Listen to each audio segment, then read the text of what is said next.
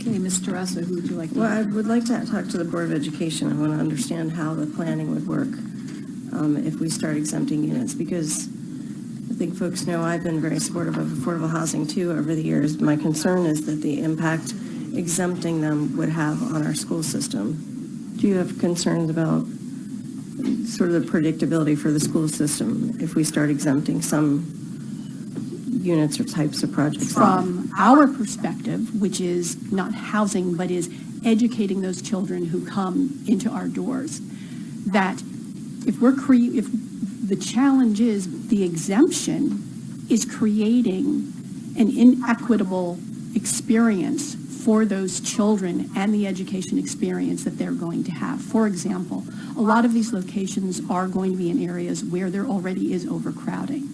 So what we're doing is we're adding on to the problem as opposed to addressing the underlying issue, which is we don't have the seats where we need to have the seats. And we're almost creating, and I don't even like saying this, a different class for these students versus other students in the county, because these units don't exist right now. Someone somewhere, be it the developer or the county, is going to make a decision based on factors as to where to locate these units. So if you're already locating the units where we don't have the capacity, you're continuing to add to the problem. So the question becomes, and this is more your wheelhouse than our wheelhouse, is that when you're citing these, when you want to cite these units, are there better locations to cite them based on the school criteria? I guess you're going to have to deal with affordable housing too, and you're going to have to deal with other things. Right, the bottom line, and it's my turn, is that we have to balance both.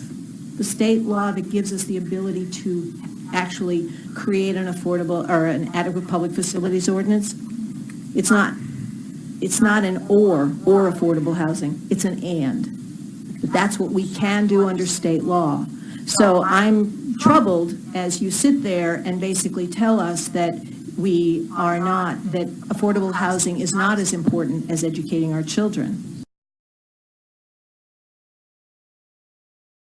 I'm not, with all due respect, Madam Chair, I'm not saying that. I am in no way saying that. I am saying that there is a relationship. There are many different things that we as a county and the citizens in this county value. We value education. We value everyone having a fair share. We want people to be able to succeed. And part of that is education, and a part of that is affordable housing. They're not mutually exclusive. What I'm saying is when we make these decisions, because it is our responsibility as the education piece of this, we want to make sure that we can set these students up for success. I think she does, bring up some very valid points in what you're saying, and I do not believe you said, I think, it was just taking the education perspective. It wasn't one over the other. I did not hear that. I think it is, it's also a fair point with these tax credits and other things that are there that could be more flexibility in the properties that they're able to locate and acquire, and they know what our maps are just as well as anybody else does, and therefore. And there's only so much land left, isn't there? Yeah, understood. So, Mr. Fox, you and I can take this argument into the office afterwards, but I am going to say. I'm going to go grab dinner afterwards. I'm going to grab dinner afterwards. But I am going to say, and I think this is really important, and this is where I find the fallacy in all of this. The request to shut down development to the level that is being requested is going to make a huge change in the market that runs, and it's going to increase the cost of housing across the county.